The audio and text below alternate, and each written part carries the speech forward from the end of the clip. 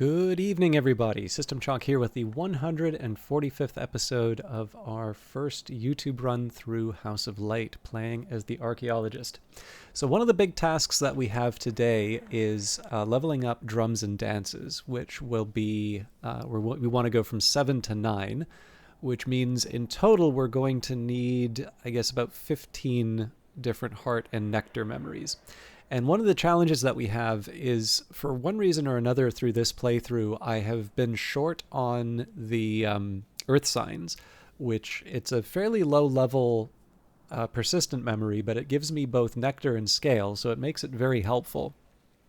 And what that basically means is that for Drums and Dances and anything, essentially anything with nectar, I really only have 2 memories that I can work with. So Impulse is one of them, and then the other is Scent, which means that I do need to be careful with how I use the consider verb, but that is an option that's available to me. So the first thing that I'm going to do is take a little bit of an inventory in terms of what I have available to me with Drums and Dances, and it's important for me to do this because what I think is going to happen before too long is I'm going to find that I actually have to generate a few more memories than what I'd originally counted on, which is fine, but we want to make sure that we're prepared. So for Drums and Dances, the first thing I'll write down is Impulse, which I suppose technically I should be doing as I consult my various texts. But and then next for that, I'm actually also going to do Scent. So that's 2 of the 7 that I require, although we'll figure out 8 just because that'll be a little bit more, that'll prepare me for the next part of that as well. And the next part of the upgrade, I mean. So Savage Hymn, Secret Threshold doesn't do anything for me, but the Cheerful Ditty does.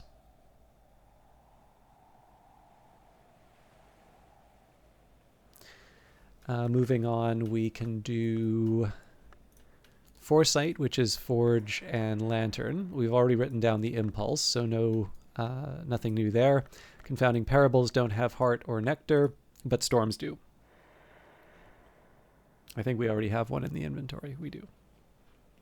Which, of course, would suggest Solace as well, but we'll deal with that when we get to it. So Patterns don't have Heart or Nectar. And really, at this point, we can just say what has Heart. Regrets doesn't have Heart. No Hindsight. Fears. Contradictions. I wanted to take a minute at Salt, but Salt is Winter, Knock, and Moon. Revelations is just Lantern. There's our Solace. So that takes us up to 5, getting closer. More Revelations, Gossip, that's Grail and Rose.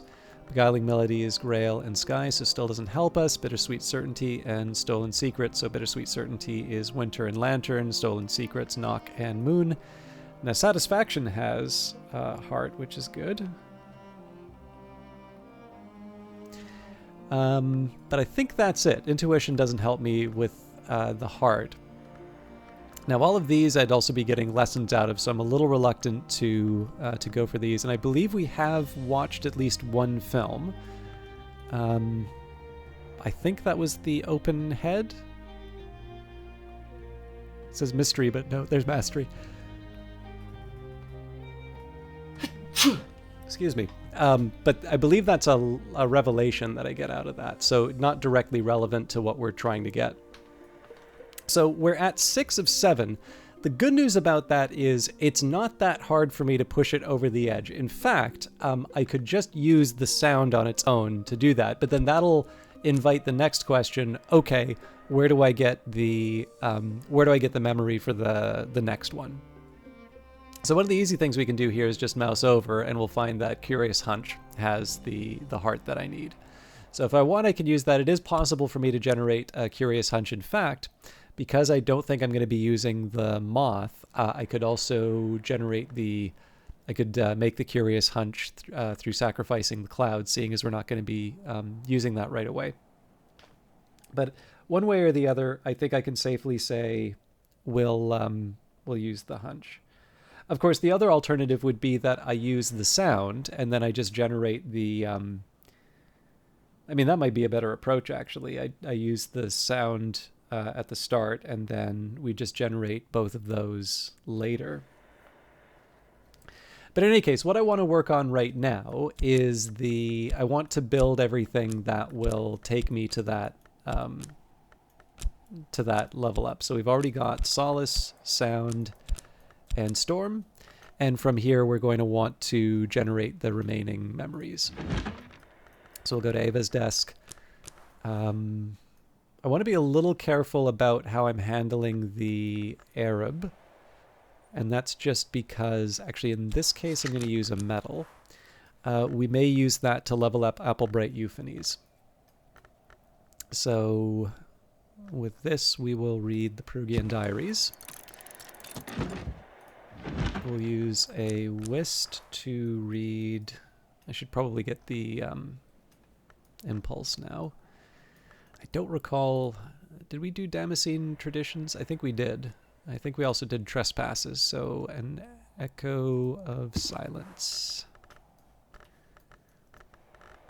So this takes Sabazine. This will mean one of my usual Savage Hymn options is closed off, but that's not certainly not a deal breaker. Don't have too much use for Trist right now, although I want to make sure that I leave one for the Barber. Where were we? So I need a scent. In fact, let's get that scent right now, because that strikes me as the sort of thing that I'm going to forget to interact with. I'm trying to remember where the other sources of scent are, but the Watchful Potted Plant really does save the day on that one for me. So we've got Impulse, Scent, Cheerful Ditty. We've got the Storm. We've got the Solace.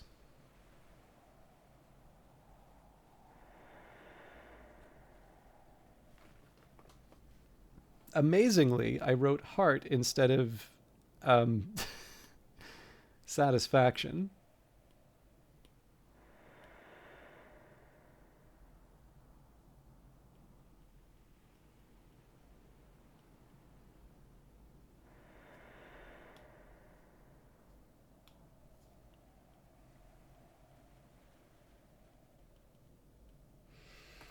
Okay. So where were we? Natan's desk. I think I'm going to want to double check these.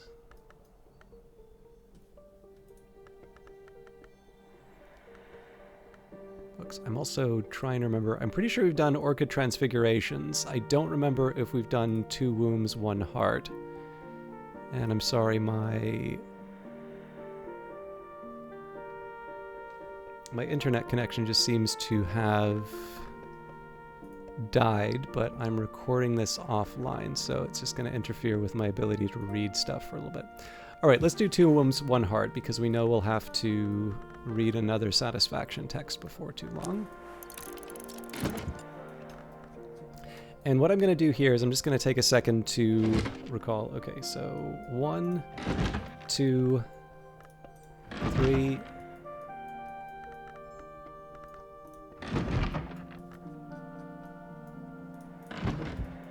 1, 2, 3, 4, 5, 6, 7. Okay, nope, we're ready to go.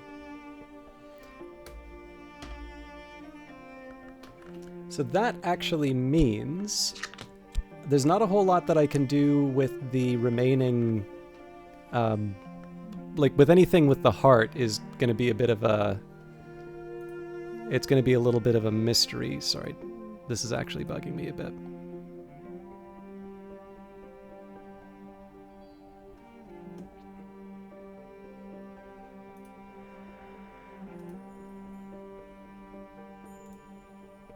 Okay.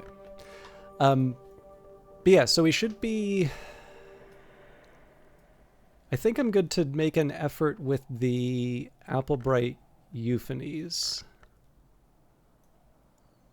So my ideal here would be anything with Sky that doesn't brush me up against the drums and dances.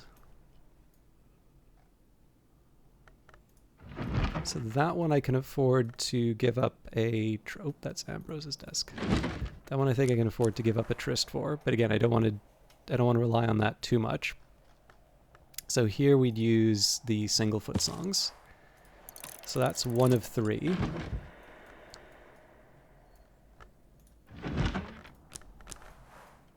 We'd use intimations of skin for 2 of 3. And then because I've cut myself off from the cheerful ditty, all my other skies are... Oh no, we can use the confounding parable in this case.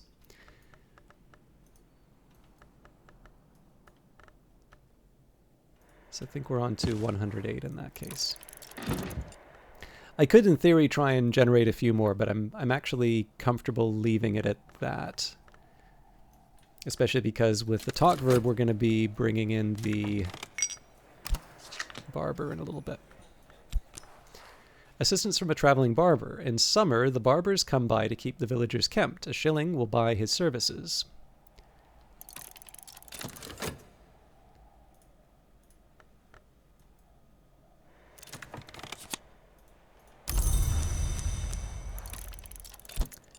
Barber's assistance. The itinerant barbers of the South Country will keep you clean and kempt, make sure you don't miss out on any news or gossip, and arrange matters so that you aren't too troubled by vermin. Snip, snip.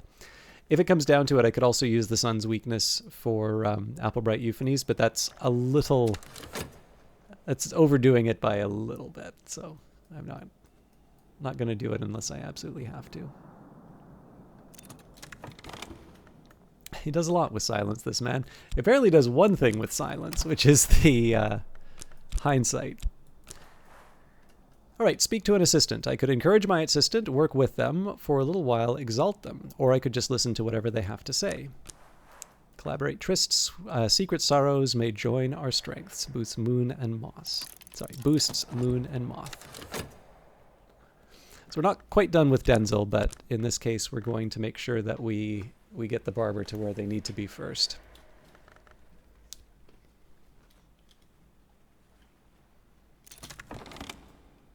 Watchful potted plant. Not everything needs eyes. The sense of awareness persists, but the plant remains immobile, unsettling but harmless. It doesn't even have thorns. So we're okay here. Now there's another way that I could have managed the memories for this. So something like Thunderskin's Paean or sort of related would work.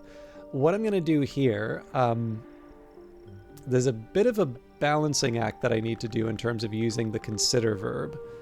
But right now, I sort of need to get the ball rolling with drums and dances first. So we'll kind of let it be, and then everything's going to cram into this this verb in the second part of the day.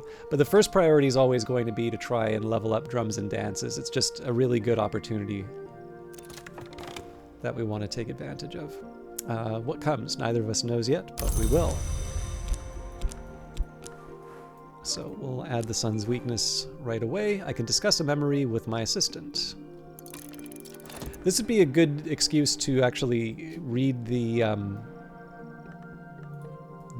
sun disfigured again.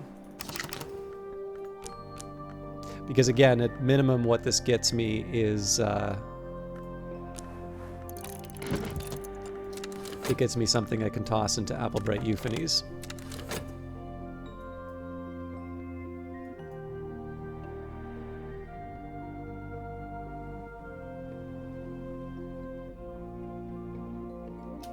All right, lots of stuff. The Perugian Diaries. In 1907, at the age of 18, Christopher Olapoli left Strathcoyne's household to study theology at the University of Perugia in Italy, enrolling under the name Christopher Strathcoyne. For 4 years since his adoption from a Bristol orphanage, Olapoli served as Strathcoyne's pupil and protege, but his relationship with this austere and secretive man was always complicated. His journal confides, "I still think Fraser's intentions are good, certainly he agrees, but I never understood the final goal of his investigations. He was never prepared to enlighten me, and good intentions or not, I can no longer bear this stream of eyes. We have agreed to part, almost amicably." Olapoli left Perugia in 1909 without completing his degree. He had long lost interest in his studies, and the latter half of his journal is concerned with studies of Umbrian folk songs and notes towards his own compositions, which are of widely varying quality. One of the better ones, In the Marshes of Night, suggests he visited the site of the old Lake Fucinus near Ortuccio.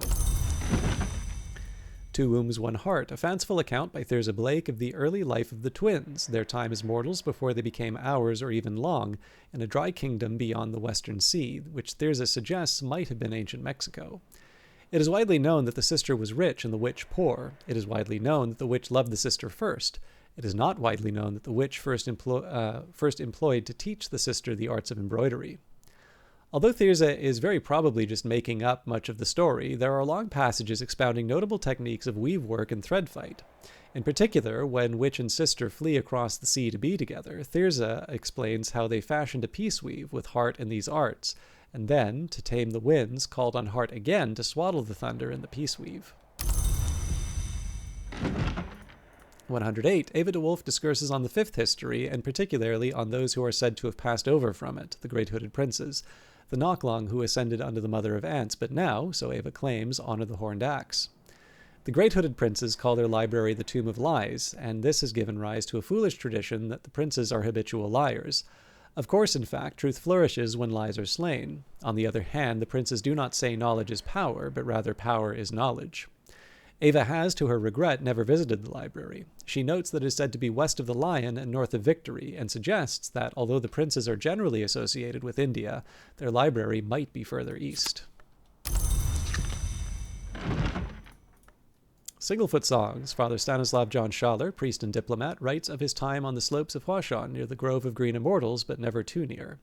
Schaller's relations with the grove are cautious. It's a library of the tree, but under the hand of the hour named Applebright. In time, however, Schaller comes to be more sympathetic to the Applebright, which he suggests causes harm only when so invited. The Singlefoots of the title are one-horned, one-footed hill things with sweet but powerful voices, powerful enough to open the mountain. The Singlefoots sometimes trample pilgrims, sometimes heal them, sometimes coerce them to enter the mountain and become Singlefoots. Schaller explains that when he found this last becoming too tempting, he decided to return to his homeland. 2 more. An Echo of Silence, a very heterodox history of the House of Leith recorded by the Serenity, a Leithian adept who declares that the House of Leith was created explicitly to prevent the ascension of any more mortals to name or hour status. Eternity cannot be escaped, but in history it may be delayed, the Serenity explains. The gods who are flesh by their nature are a surrender to eternity. The roots of the house are said to pass into the Wood of Dreams through 3 forests in the bounds, identified as the Bailai, the Black Cedar Forest, and the Breckliant. While one tree of these may yet stand, one single tree, the histories continue. And there's the impulse we needed. And our old friend, The Intimations of Skin, fiendishly complex, weirdly distorted illustrations of Congress and anatomy by the haunted visionary painter Niels Fredrik Malsker. Malsker illuminates the evolutions of the Grail with unfortunate clarity. It seems that a lovely who consumes an ivory becomes an ivory, a lovely who consumes a thirstly becomes a thirstly, a lovely who consumes a name of another hour might take its place. In the penultimate illustration, a lovely grapples with a fungoid knot that can only be a name of the crowned growth. The lovely's mouth and other portals gape wide, and the growth name is already partially engulfed, but it seems that Malsker couldn't bring himself to illustrate the result, and the final illustration is only a scrawled, bloated obscurity. Okay, so we're going to rearrange things a little bit. So the Savage Hymn, the Confounding Parable, and the Beguiling Melody are for Applebright Euphonies. 1, 2, 3, 4, 5, 6, 7. So first priority here again is to deal with drums and dances. And we're going to be too short for the level 8, but that doesn't stop us from reading the relevant books again. So first step, I think I'm going to use a health in this case. At last I approach mastery. That's just because health has fewer opportunities for me to use in the for any of the other actions. Now, we are going to wind up doing at least 1 level of Applebright Euphonies before the day is done. But again, I want the priority to be, I do want the priority to be drums and dances. So we're going to do the same kind of collection as before. I might change the order a little bit. So I'm still going to resist the temptation to use Arab, so we'll use whist in this case. And again, we're going to want an impulse. So on to the debate of 7 cups.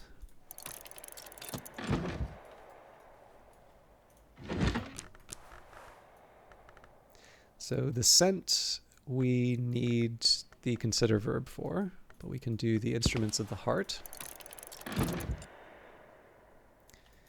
We'll want a storm. Now we may wind up getting that from Denzel or the barber, but I don't want to count on it, so we will carry on. I think we're on to what does not bark. Next up is solace.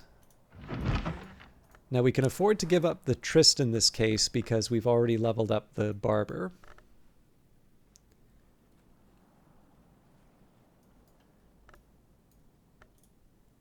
I'm trying to remember if it was Mirror of Melisandre or Rose of Hypatia, or if we're back to Traveling at Night. I think we might actually be back to Traveling at Night again. All right, Satisfaction.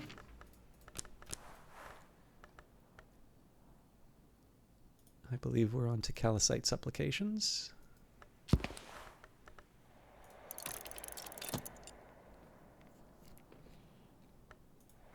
And then we were going to do both the sound and the scent. So that's it for my... that's it for the drums and dances. I can, however, prepare for the next Applebright Euphonies.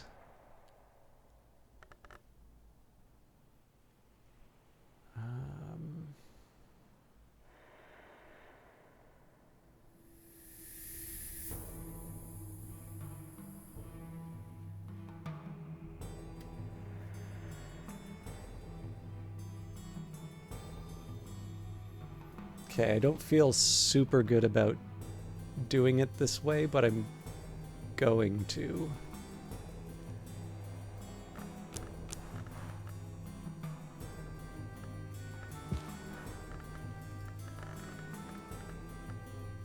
So I'm basically cutting myself off for another 30 seconds from the scent and sound, but I think we'll get through it. So we'll start with the usual suspects. In this case, that'll mean this one I can afford because we still have health if it comes down to it.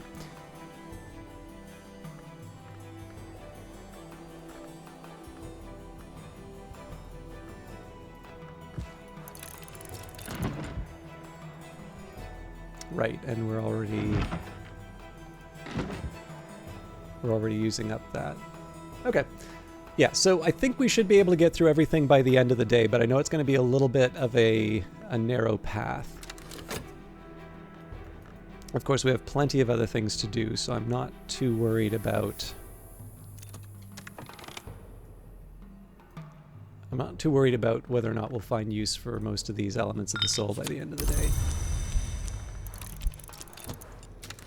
It is summer. I am sitting on the bench outside the Sweet Bones, eating crumbly cheese and nettle wrappings and good black rye bread, soaking up the sun. Now, I thought I had... Oh, there it is.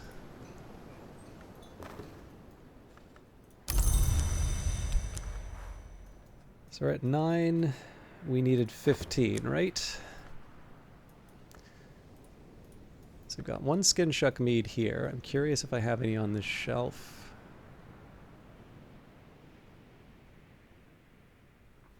Just trying to keep track of where all of these are sitting. So there's 1 in the gardens.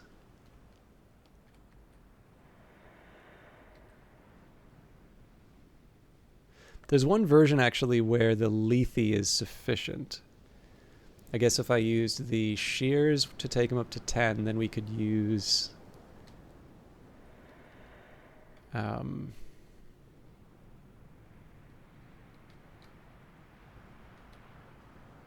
I guess a honey? Yeah. But it invites the question, like, why, like, what exactly are we saving the, what are we saving the Skin Shuck for? So, in this case, I'm happy to There's the spare I was looking for. Skinchuck mead, a murky, sweet-smelling liquid crowded with sediment. Not here. I can offer my assistant something to drink.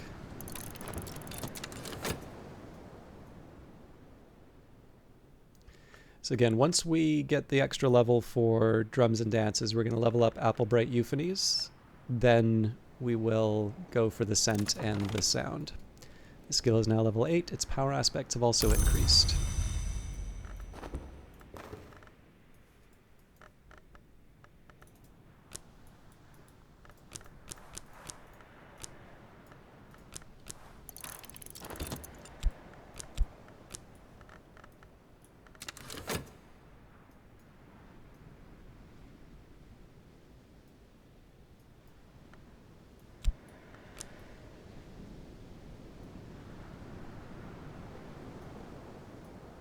It's a lot calmer than I was expecting it to be. Alright, The Sun Disfigured, a scroll of anthropoderm parchment written in the golden ink called Yuzalt. The author of the text calls herself the Elegabline. Sometimes she seems to be Sunset Celia, the Watchman's name. Sometimes she seems to be Lady Tryphon, the Grail-Long. It is unclear whether these are separate entities or the same person. It may be unclear even to the writer. The flaws in the Sun's plan are elucidated. The Sun's plan itself is never entirely clear, but it is a project of some kind to enter, possess, or surrender to the glory, the pure light above the mansis. This book suggests ways in which that plan might fail. By the way, part of this is going to be coming from the comments that I've seen on the Twitch channel, and some of this will be some comments in general on the stream. I wanted to offer at least a couple of nudges in the right direction. So previously, and I apologize for not remembering the specific name for this, but somebody had mentioned that there's a bunch of suns running around.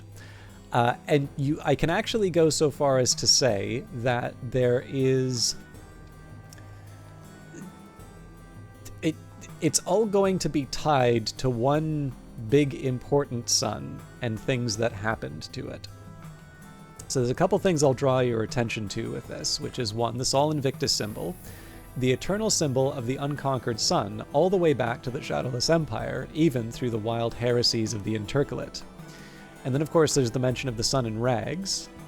When it ends, it will be a beautiful ending. And then, well, this is called the unconquered sun. There's also the idea of the sun in splendor.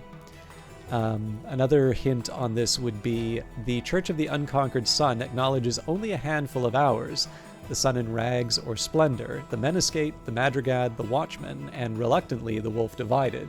Any other so-called hours must be lesser powers, wicked impostors, or superstitions. So the Church denies 2 of the 3 hours of the Chancel, and yet it's the Chancel who are said to determine which of their peers qualify as hours. That's theology for you.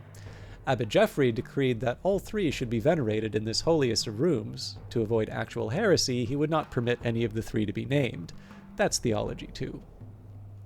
So there was... I didn't want to tip my hand too much on this because there was the idea of the intercalate, but someone had mentioned that there was the division of the sun. So there is the sun in splendor. Sun in splendor is not around anymore, and of course, because I'm reading the Sun Disfigured, I feel a little bit more. Free to discuss some of these things. And then there was also the mention of the Forge of Days having something to do with it. But what might be interesting questions to follow up on would be so specifically what happened to the sun in splendor in that event known as the Intercalate. What does the Intercalate mean? And in fact, there may be something specific about the timing that might be a little suggestive in terms of real world events that happened. And this is another one of those examples in terms of what I was talking about, which is how the same thing can have different names. So while it's like the sun in rags isn't necessarily the sun in splendor or the unconquered sun, but these things are related in a certain way. And so at least as far as people are, in terms of keeping track of the suns, I can let you know that it's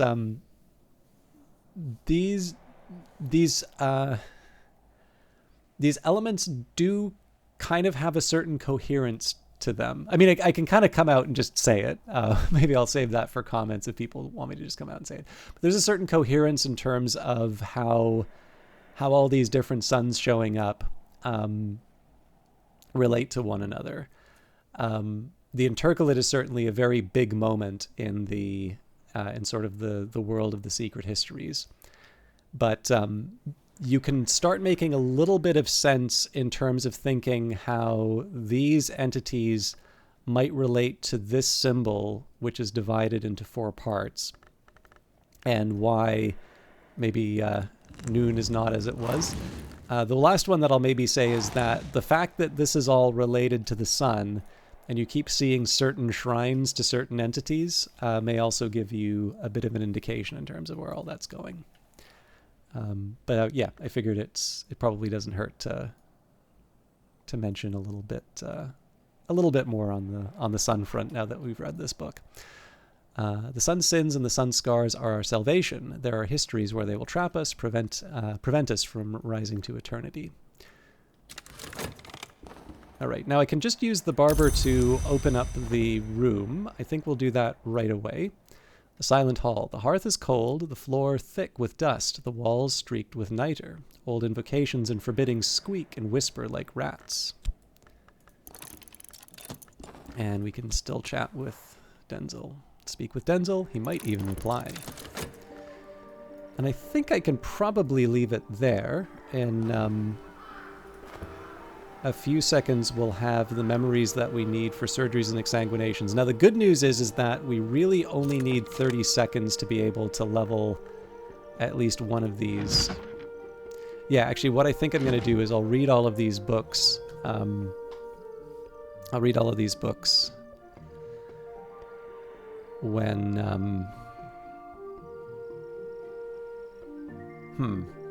Okay. I'll read these books at the start of the next episode. I think I may have to give up one element of the soul to make all of this balance out. So the way I think this is going to work is in 0.3 seconds, I'm going to try and generate the scent and the sound. That's going to take a full minute. From there, I will level up drums and dances.